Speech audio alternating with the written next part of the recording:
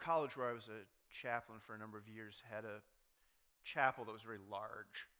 It was one of these English Gothic stone and wood structures, harkened back to the days of Christianity in Europe. It was big, 85 feet floor to ceiling, and along, one of those aisles that seems to go on forever. Always seemed to be a little bit cold in there because of all the stone and everything. And it had these remarkably more than 1-story tall stained glass windows. They were immense, and they told biblical stories, and they had the famous people from the Lutheran Church in these windows, and they were remarkable. The building was built in 1930. When I arrived in 2000, those windows had 70 years of mileage on them. And if you know anything about stained glass windows, you'll know that in part they bear the load of the roof. A slate roof in this case, pretty heavy. And so the windows had had 70 years of the elements and candles being lit, and the soot from candles, and they were really falling apart. So the college looked around to find somebody who could repair them, because these days you don't just open up the phone book. Everybody remember what a phone book is? You don't just or go online and find somebody who can just show up the next day. So they found a company in Massachusetts that specialized in doing this stuff, and the guys came down. They spent about a week or so, actually almost 2. They had to scaffold the whole place and get these windows out. It was quite a project. So one of the women who on the development staff who was instrumental in raising the money to have this project completed happened to be in Massachusetts on a trip, and she stopped by the factory because she wanted to see what they were doing. Because what they do at the factory is they take, and because of the age of these windows, it was all lead. They take all the lead off on a light table. They make a tracing of the window itself. They clean every piece of glass, from the smallest to the largest, by hand, and then put it all back together like a big puzzle. It takes a while. Well, she was getting a tour of the factory or the company where they worked, and she happened to be walking along a hallway, and she paused, and she asked her guide, she said, "Oh my God, those windows they're terrible. Whose are those?" And the guy said, "Those are yours."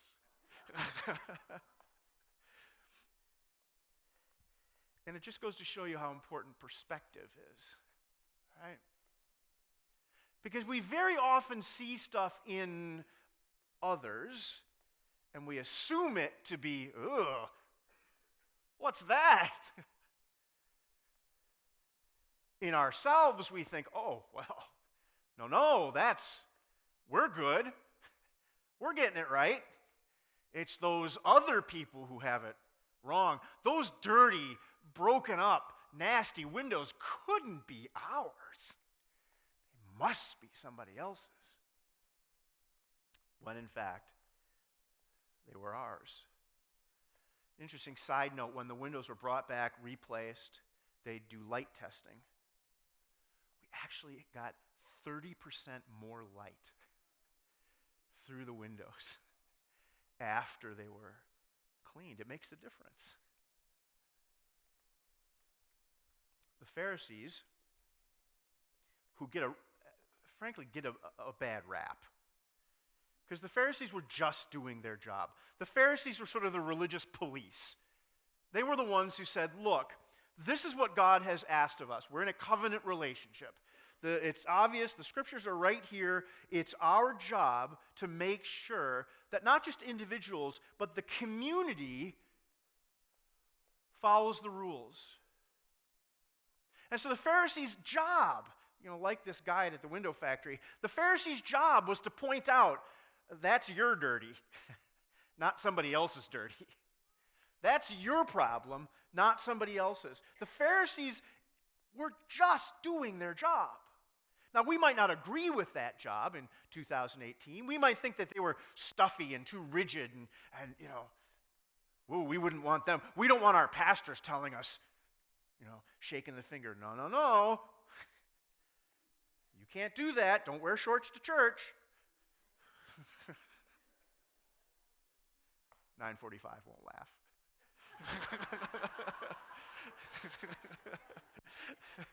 They'll go, what? But you know what I mean, right? We have all sorts of rules and traditions and customs, even in 2018, that people say, yes, you do this, no, you don't. One of the ones I've heard throughout my career is,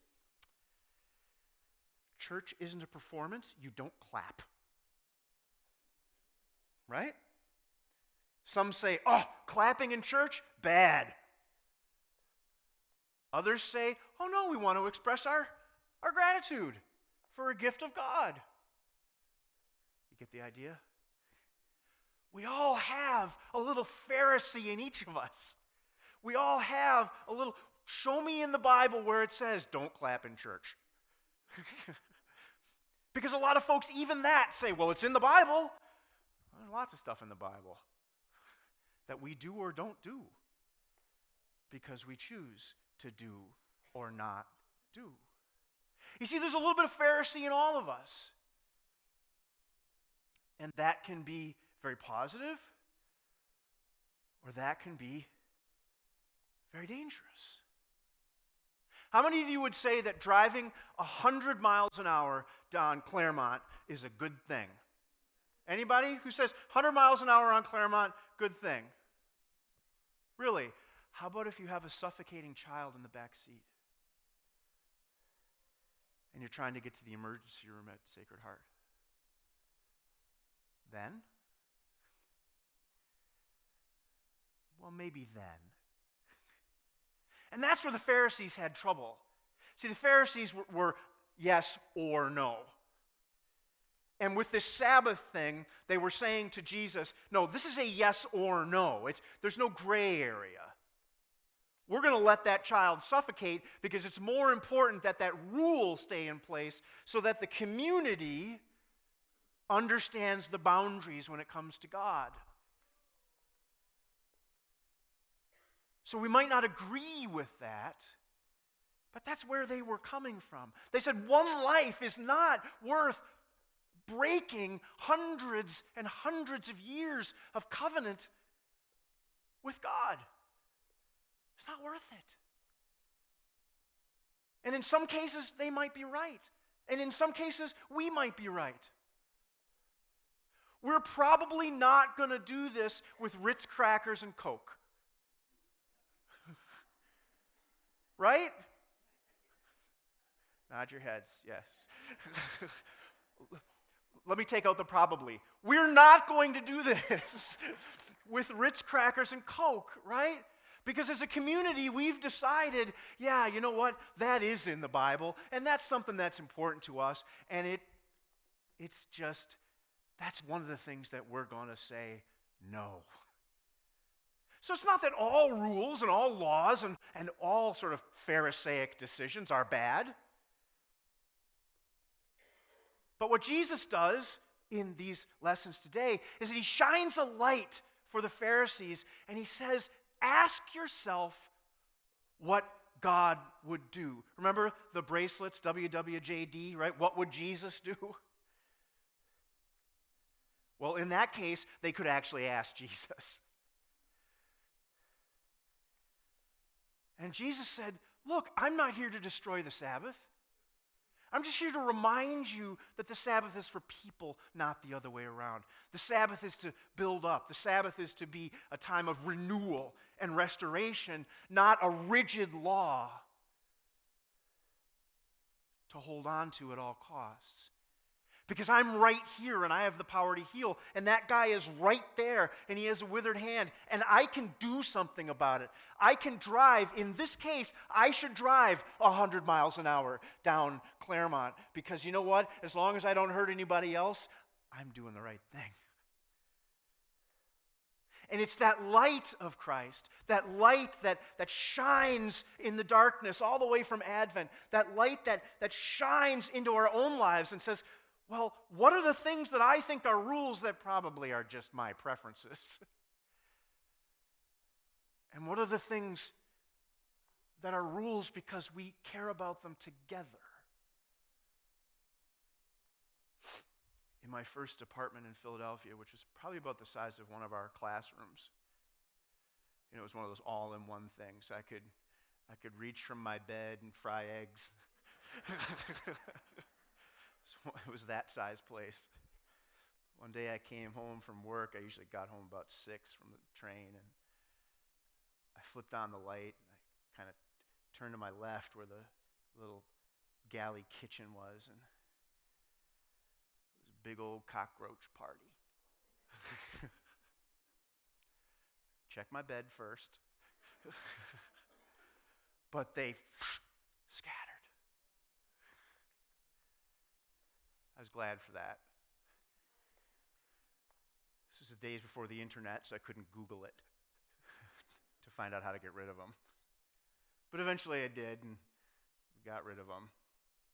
But I've never forgotten that because it reminded me of the power of a simple light to scatter stuff that you don't want around you. And that's the lesson for today. Look at the things, whether it's in church or your life, that you say are rules. Some of them make sense. Some of them are what you found you base your character upon. Some of them are things that are so important because they hold your family together or they hold the church together, whatever it might be. Hold on to those things. Again, Jesus did not come in this lesson to say, oh, rules. Jesus understood all sorts of rules. In Gethsemane, he said, Lord, if this is the rule, okay. But instead, shine the light of Christ, shine the light of God on yourself and on our congregation. And ask yourself, what stays and what goes, so that I can honor what Jesus wants in my life and in the world, and not so much what only I want, so that I'm happy and content and everybody follows me. I guarantee some of the roaches, some of the junk will scatter, and you'll be better off for it. We all will.